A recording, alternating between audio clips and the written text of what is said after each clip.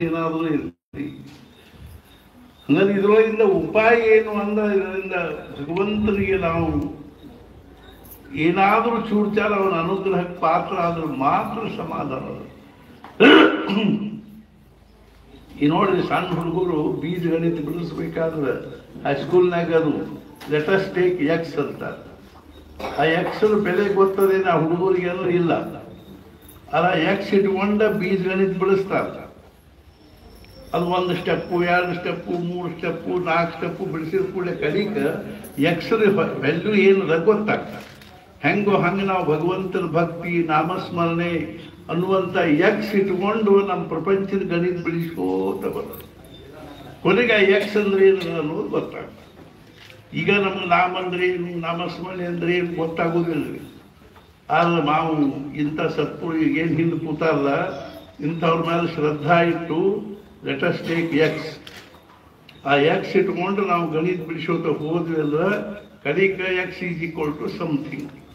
X ಅಂದ್ರೆ ಏನಪ್ಪ, ಭಗವಂತನ ನಾಮ ಅನ್ನೋ ಎಕ್ಸ್ ಇಟ್ಕೊಂಡು ನಾವು ಗಣಿತ ಬಿಡಿಸಿದ್ರೆ ನಮ್ಮ ಗಣಿತನೂ ಸಾವು ಆಗ್ತದೆ, ಎಕ್ಸ್ದ ಮೌಲ್ಯ ಗೊತ್ತಾಗ್ತದೆ. ಆವಾಗ ನಮಗೆ ಖರೆ ಸಮಾಧಾನ ಆಗ್ತದೆ. ಆದ್ದರಿಂದ ನಿಜವಾಗಿ ನಮಗೆ ಬಹಳ ಸಂತೋಷ ಆಯ್ತು. ಯಾಕೆಂದ್ರೆ ಸಮಾಜದಲ್ಲಿ ಬಹಳಷ್ಟು ಜನರನ್ನು ಸೇರಿಸಿಕೊಂಡು ಬಹಳಷ್ಟು ಪ್ರೀತಿಯಿಂದ ಅಂತಃಕರಣದಿಂದ 2-3 ದಿವಸಗಟ್ಟಲೆ ಇಷ್ಟೆಲ್ಲ ಖರ್ಚು ವೆಚ್ಚ ಮಾಡಿ ಎಷ್ಟೊಂದು ಅವರು ಕಳಕಳಿಯಿಂದ ಕಾರ್ಯಕ್ರಮ ಮಾಡಿರೋದು ನೋಡಿ. ಇದರೊಳಗೆ ಎಷ್ಟರೇ ಅವರಿಗೆ ಮಹಾರಾಜರ ಬಗ್ಗೆ ಭಗವಂತನ ಬಗ್ಗೆ ಭಕ್ತಿ ಪ್ರೇಮ ಇತ್ತು. ನಾನು ಇನ್ನೂ ಹೇಳಿದೆ, ಅವ್ರ ಪ್ರೀತಿಯಿಂದ ನಮ್ಮನ್ನು ಊಟಕ್ಕೆ ಕರೆದಾರೆ, ಕಾರ್ಯಕ್ರಮಗಳಿಗೆ ಕರೆದಾರೆ ಅಂದಾಗ ಅವ್ರು ಯಾವ ಉದ್ದೇಶದಿಂದ ಇದನ್ನೆಲ್ಲ ಧರ್ಪಡಿಸ್ಲಿಕ್ಕೆ ಹತ್ತಾರೋ ಆ ಉದ್ದೇಶಕ್ಕೆ ನಾವು ಮಹತ್ವ ಕೊಡ್ಬೇಕಿಲ್ರಿ. ಆದ್ದರಿಂದ ನಿಜವಾಗಿಯೂ ಬಹಳ ಸಂತೋಷ ಆಯಿತು. ಈ 2 ದಿನಗಳವರೆಗೆ ಈ ಒಂಚೂರು ಅವ್ರ ಮನುಷ್ಯನ ಒಂದು ಇಚ್ಛಾ ಉಳಿದಿತ್ತು. ಏನು ಅಂದ್ರೆ ಅವರಿಗೆ ನಮ್ಮ ಪಾದ ಪೂಜೆ ಮಾಡಬೇಕು, ಮಹಾರಾಜರಿಗೆ ಆ ಮೂಲಕವಾಗಿ ಮಹಾರಾಜರಿಗೆ ಏನಾದರೂ ಅವರು ಅರ್ಥಾತ್ ವಸ್ತ್ರ ಪಸ್ತ್ರ ಅಥವಾ ಮತ್ತೇನು ಅವರಿಗೆ ಮಹಾರಾಜರಿಗೆ ಸಮರ್ಪಣೆ ಮಾಡಬೇಕನ್ನುವಂಥ ಭಾವನಾ ಈಗ ಕಾರ್ಯಕ್ರಮದ ಕೊನೆಯ ಒಂದು ಭೂಮಿಕಾದಲ್ಲಿ ಅವರಿಗೆ ಪಾದ ಪೂಜೆ ಮಾಡಬೇಕು ಅನ್ನುವಂಥ ಒಂದು ಅಪೇಕ್ಷೆ ಆಯಿತು. ನಾವು ಬರುವುದಕ್ಕನ, ನೀವೆಲ್ಲರೂ ಪ್ರಸಾದಕ್ಕಾಗಿ ಹೊರಗೆ ಬರುವುದಕ್ಕನ, ಅವ್ರು ಬಂದು ನಮಗೆ ಹೇಳುವುದಕ್ಕನ ಚಾಟ ಆಗಿದೆ ಅಂದಾಗ ನಾವು ಮತ್ತು ಅವ್ರಿಗೆ ಹೇಳಿದ್ವಿ, ಏನು ಕಾಳಜಿ ಮಾಡಬೇಡ್ರಿ, ಪಟ್ನ ಬಂದುಬಿಡ್ರಿ, ಊಟಕ್ಕೆ ಕೂತವ್ರು ಸರಿ ಪಟ ಪಟ ಪಟ ಎದ್ದು ಬಂದು ಇಲ್ಲಿ ತಮ್ಮ ಕುರ್ಚಿ ತಾವ ತಕ್ಕೊಂಡು ಬಂದು ಕೂಡ್ತಾರೆ ಊಟಬೇಕಾದ್ರೆ ಕಾರ್ಯಕ್ರಮಕ್ಕೆ. ಊಟ ಏನದ ಆಮೇಲೆ ಇರ್ತದೆ, ನಡೀತದ, ಅದೇನು ಪ್ರಶ್ನೆ ಇಲ್ಲ. ನಮ್ಮ ಜನ ಎಲ್ಲರೂ ಇಂಥ ಕಾರ್ಯಕ್ರಮಗಳಿಗೆ ಭಾಳ ಅವರಿಗೆ ಉತ್ಸಾಹ ಅದ. ಆದ್ದರಿಂದ ನಾವು ಭಾಳಷ್ಟು ಕೇಳಬೇಕಾಗಿಯೂ ಬರೋದು ನೋಡ್ರಿ, ಎಲ್ಲರೂ ಎದ್ದು ಬಂದುಬಿಟ್ರು. ಆದ್ದರಿಂದ ನಿಜವಾಗಿಯೂ ಭಾಳ ಸಂತೋಷ ಆಯಿತು. ಈಗ ಅವ್ರು ಪಾದ ಪೂಜೆ ಮಾಡ್ತಾರೆ 10 ನಿಮಿಷ, ಅದಾಗುವಷ್ಟು ನಾವು ಪ್ರಸಾದ ಮಾಡೋದು ನಾವೆಲ್ಲರೂ. ಆಮೇಲೆ ಇವತ್ತಿನ ಕಾರ್ಯಕ್ರಮ ಈ ಪ್ರಸಾದದೊಂದಿಗೆ ಇವತ್ತು ಸಮಾರೋಪ ಆಗ್ತದೆ. ನಾವು ನೀವು ಎಲ್ಲರೂ ಅವರ ಬಗ್ಗೆ ಸದ್ಗುರುಗಳ ಪ್ರಾರ್ಥನೆ ಮಾಡೋದೇನು ಅಂದರೆ ಅವ್ರ ಕುಟುಂಬ ಪರಿವಾರ, ಅವ್ರ ಅರ್ಥಾತ್ ಸಂಬಂಧಿಕರು, ಸ್ವಜನರು, ಬಾಂಧವರು, ಅವ್ರ ಜೊತೆಗೆ ನಾವು ನೀವು ಎಲ್ಲರಿಗೂ ಮಹಾರಾಜರ ಆಯುಷ್ಯ ಆರೋಗ್ಯ ಐಶ್ವರ್ಯವನ್ನು ಅನುಗ್ರಹಿಸಲಿ. ಮತ್ತು ಮುಖ್ಯವಾಗಿ ನಮಗೆಲ್ಲರಿಗೂ ಭಗವಂತನಲ್ಲಿ ಭಕ್ತಿ, ನಾಮಸ್ಮರಣೆಯಲ್ಲಿ ಪ್ರೇಮ ಹಾಗೂ ಸದ್ಗುಣದಲ್ಲಿ ಅನನ್ಯವಾಗಿರ್ತಕ್ಕಂಥ ನಿಷ್ಠೆಯನ್ನು ಕೊಡಲಿ. ಹುಬ್ಬಳ್ಳಿ ಧಾರವಾಡದಂಥ ಕಾರ್ಯಕ್ರಮ ಮ್ಯಾಲಿನ ಮ್ಯಾಲೆ ಆಗ್ತಾ ಇರ್ತಾರೆ. ಇದು ನಿಜವಾಗಿ ಇದೇನು ಕೆಳಗೆ ಇದನ್ನು ಮಾಡಿರ್ತಾರಲ್ಲ, ಇದು ಬಹಳ ಉಪಯೋಗ ಆಗ್ಲಿಕ್ಕೆ ನಮಗೆಲ್ಲ ಬಿಲ್ಡಿಂಗ್ಗಳಲ್ಲಿಯೂ. ಯಾಕಂದ್ರೆ ಅನಾಯಾಸವಾಗಿ ದೊಡ್ಡದು ಅಡಿಗೆ ಮನೆ ಸಿಗ್ತದೆ, ದೊಡ್ಡ ಭೋಜನ ಶಾಲಾ ಸಿಗ್ತದೆ. ಆದ್ದರಿಂದ ನಾವು ಸಹಿತ ನಮಗೆ ಅನುಕೂಲ ಆದಾಗ ಹಿಂಗೆ 4 ಮಂದಿಗೆ 10 ಮಂದಿಗೆ ಹೇಳಿ ಕರೆದು ಊಟಕ್ಕೆ ಹಾಕಿ, ಮಹಾರಾಜ ಹೇಳ್ತಾರೆ, ದಾನದಲ್ಲಿ ದಾನ ಅನ್ನದಾನ, ಸಾಧನೆಯಲ್ಲಿ ಸಾಧನೆ ನಾಮ ಸಾಧನೆ, ಉಪಾಸನೆಯಲ್ಲಿ ಉಪಾಸನೆ ಸಗುಣೋಪಾಸನೆ ಅಂತ ಹೇಳ್ತಾರೆ. ಹಂಗೆ ನಾವು ಸಂದರ್ಭಾನುಸಾರ ಅನ್ನದಾನ ಮಾಡಬೇಕು. ಅವ್ರಿಗೆ ಎಷ್ಟು ಅನ್ನದಾನ ಮಾಡಬೇಕು ಅನ್ನಿಸ್ತಿತ್ತು ಅಂದರೆ ನಮ್ಮನ್ನು ಅರ್ಥಾತ್ ಒಂದು ಸವನ ಲೀಸ್ಟ್ ಕೇಳ್ತಿದ್ರು.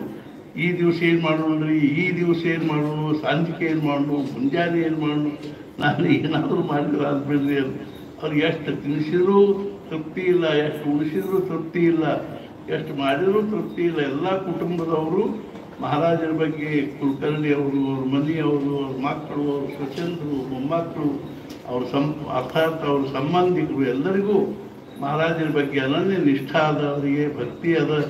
ಅವ್ರಿಗೆ ಕೊನೆಯದಾಗಿ ಮಹಾರಾಜರಿಗೆ ಅರ್ಥಾತ್ ಒಂದೇನಾದರೂ ಒಂದು ಭಕ್ತಿ ಭಾವವನ್ನು ತೋರಿಸೋ ದೃಷ್ಟಿಯಿಂದ ಈ ಪಾದ ಪೂಜೆ ಮಾಡ್ತಾರೆ. ಒಂದು 10 ನಿಮಿಷದಲ್ಲಿ ನೀವೆಲ್ಲರೂ ಅದನ್ನು ನೋಡಬೇಕು. ಆಮೇಲೆ ಎಲ್ಲರೂ ಏನದನ್ನು ಪ್ರಸಾದ ತಗೊಂಡು ತಮ್ಮ ತಮ್ಮ ನಿವಾಸಗಳಿಗೆ ಪ್ರಸ್ಥಾನ ಮಾಡಲಿಕ್ಕೆ ಪ್ರಸ್ಥಾನ ಮಾಡೋದ್ರ ಜೊತೆಗೆ ನಮಗೂ ನಿಮಗೂ ಎಲ್ಲರೂ ಮಹಾರಾಜರ ಅನುಗ್ರಹ ಮಾಡಲಿ ಅಂತ ತಿಳ್ಕೊಂಡು ಹೇಳಿ, ಅವರ ಹೇಳಿದ ಒಂದು 5 ನಿಮಿಷ ಏನಾದರೂ ಆಶೀರ್ವಚನ ಹೇಳ್ರಿ, ನಾವು ತಯಾರಿ ಮಾಡ್ಕೋತೀವಿ ಅಂದರು. ನಮಗೂ ಸಂತೋಷ ಆಯಿತು. ಕೊನೆಗೆ ಒಂದು ಆಶೀರ್ವಚನ ಇನ್ನೊಂದು ಸಣ್ಣ ಮಾತು ಹೇಳಿಬಿಡ್ತೀನಿ ಇದ್ರ ಜೊತೆಗೆ. ಅಂದ್ರೆ ಅಗದಿ ಕನೆಗೆ ಹೇಳೋ ಮಾತಿರು ಏನು ಅಂದ್ರೆ, ಮಹಾರಾಜರು ಒಬ್ಬರು ಶಿಷ್ಯರು ಲಕ್ಕುಂಡಿ ಅಂತ ಊರದ ಗದಗಿನ ಹತ್ತಿರ, ಆ ಲಕ್ಕುಂಡಿಯಲ್ಲಿ ಒಬ್ರು ಯೋಗಿರಾಜ್ ಮಹಾರಾಜರು ಅಂತ ಆಗಿದ್ರು. ಅವ್ರು ಮಹಾರಾಜರ ಶಿಷ್ಯರು, ಅವರು ಭಾಳ ದೊಡ್ಡ ಯೋಗಿ ಇದ್ರು. ಅವ್ರಿಗೊಬ್ಬರು ಶಿಷ್ಯರಿದ್ರು ವೈದ್ಯ ಕಾಸೇಗಾಂವ್ಕರ್. ಅವರು ಒಮ್ಮೆ ಯೋಗಿರಾಜ್ ಮಹಾರಾಜರಿಗೆ ಏನಂದ್ರು, ಯೋಗಿರಾಜ್ ಮಹಾರಾಜರು ಅವ್ರಿಗೆ ಏನಂದ್ರು, ನೀವೊಮ್ಮೆ ನಿಮಗೆ ನಡೆದ ವ್ಯವಹಾರ ಮಾಡೋ ಬ್ರಹ್ಮನನ್ನು ನೋಡ್ಬೇಕಂತಿದ್ರೆ ಗೋಂದಾವಲಿಗೆ ಹೋಗಿ, ಬ್ರಹ್ಮ ವ್ಯವಹಾರ ಮಾಡೋದನ್ನು ನೋಡ್ಬೇಕಿದ್ರೆ ಗೋಂದಾವಲಿಗೆ. ಅವ್ರು ಗೋಂದಾವಲಿಗೆ ಬಂದು ಕೂಡಲೇ ಮಹಾರಾಜರು ರಾಮ ಮಂದಿರದಾಗ ಬಂದರು. ಕೇಳಿದ್ರು ಮಹಾರಾಜರು ಎಲ್ಲಿದ್ದಾರೆ? ಮಹಾರಾಜರು ಅಡಿಗೆ ಮನೆ ಕಡೆ ಹೋಗ್ಯಾರ, ಬರ್ತಾರೆ. ಅವಾಗ ಹತ್ತಲಿಂದ ಮಹಾರಾಜರು ಬಂದ್ರಿ.